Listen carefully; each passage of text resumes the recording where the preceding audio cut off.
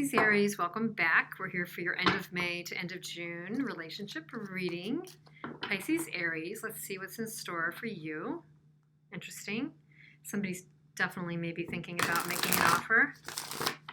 Pisces-Aries, what is in store for you? Pisces-Aries, end of May, end of June 2020. Pisces-Aries. Wow.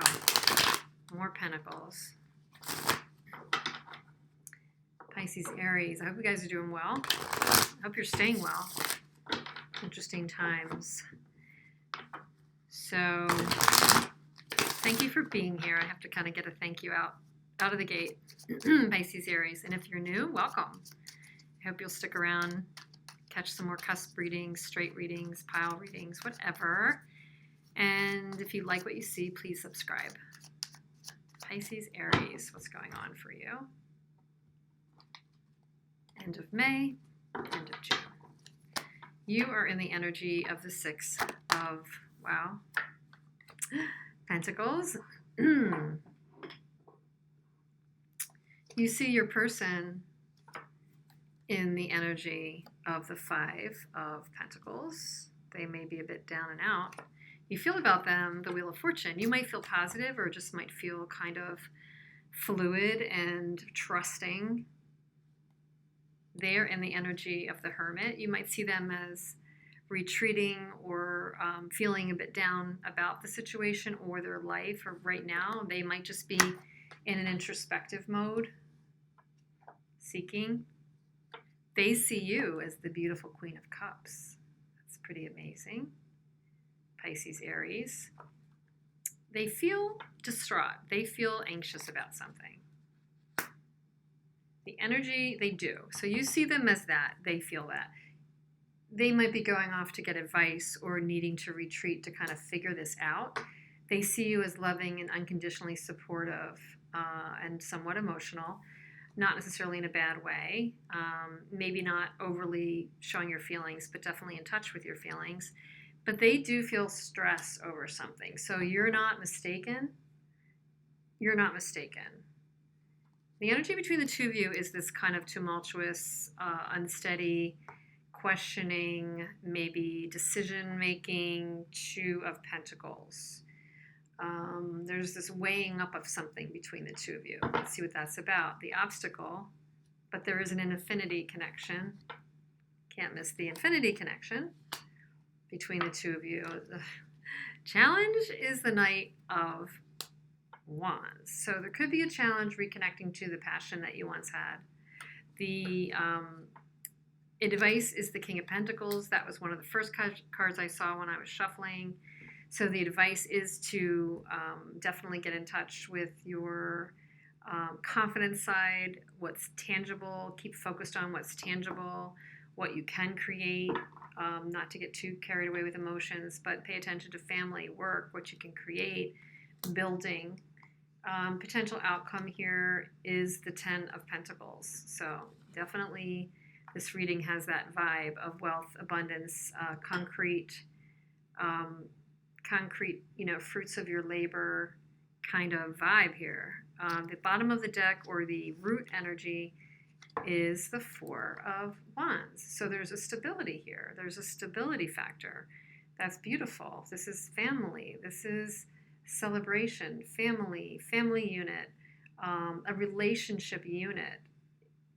So my feeling is you really, for many of you, have been or are in a definite partnership with this person. This is not a reading for, this is not a reading at all for like a crush or a pining away for somebody at a distance. If that's kind of where you are, my hunch is this may not be the reading for you.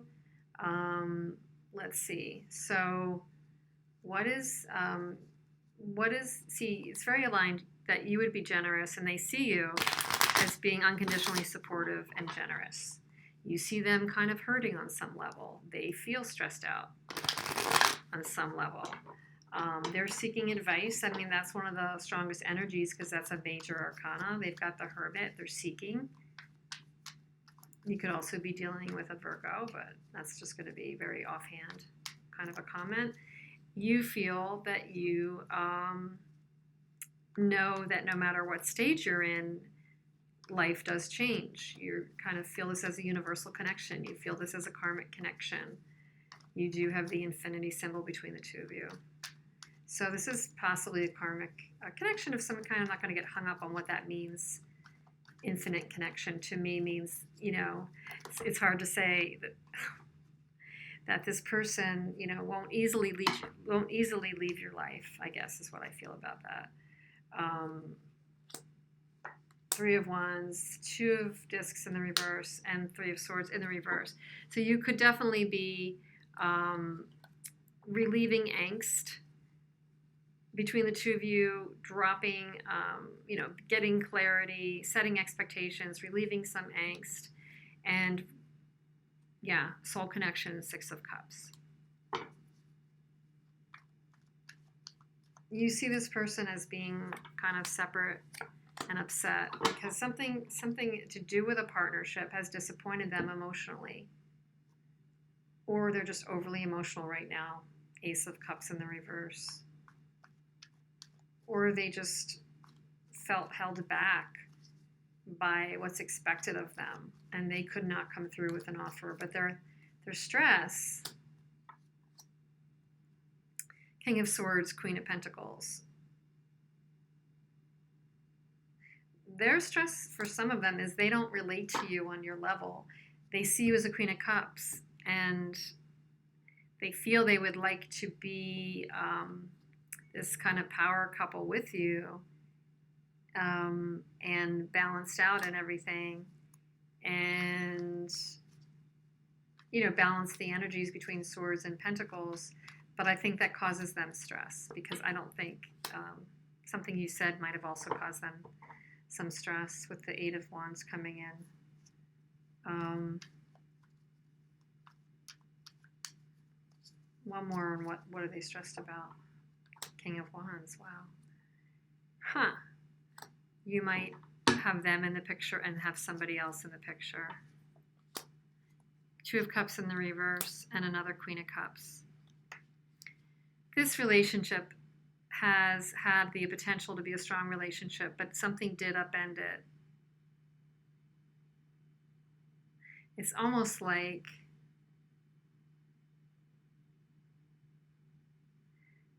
I don't know. It's almost like the passion, the challenge of the passion upended the relationship with the Queen of Cups. So either they were distracted with somebody else, or you two lost your passion. But at the same time, we have this beautiful Ten of Pentacles, releasing, you know, the arguments. There's a Sun in the reverse. It's to be had. There's a Magician waiting to start something new. So there's like something in the offing here. There's something as a potential opportunity. And the undercurrent is this beautiful Four of Wands. So it looks like there's a possibility for something here if you guys get out of your own way. And I'm not sure what that really is.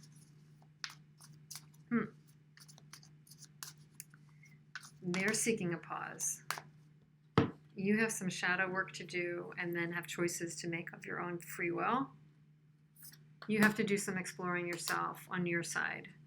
What are the wounds that you need to heal? What's the old work that may not be completely done? You don't need to be a prisoner on your end either. You have free will to make choices. And you feel that with the Wheel of Fortune. I think you feel that. I do. And I think that that's your advice here with the King of Pentacles. Be a leader in your life and, you know, take the steps you need to take. Guide. So that's like Hermit upon Hermit. They're definitely seeking. They're definitely seeking advice or seeking some inner direction, devotion. And they might even be doing some prayer around that. They might be figuring out if there's a spiritual guide that they can look to for some of you. That's important to them. What else would this person say to you if they could say something to you? Pisces-Aries. Pisces-Aries, I've looked up you online to see what you've been up to. I'm finally feeling the consequences of my actions. That may have really thrown them for a loop. And that's why they're kind of like stepping back. They see their role in whatever went down with you.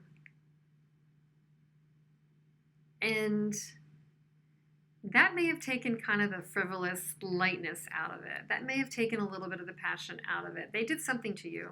Something they did, they're taking responsibility for, at least in their head. They may not be telling you. But I believe from this reading, they are aware that maybe they took something for granted or they didn't treat you as well as they could have. And they're kind of they're taking a beat over it and are aware. If they could talk to you, they might say that. They might say, I'm finally feeling the consequences. And they're checking you out from a distance for whatever reason. They're not having the courage to come forward.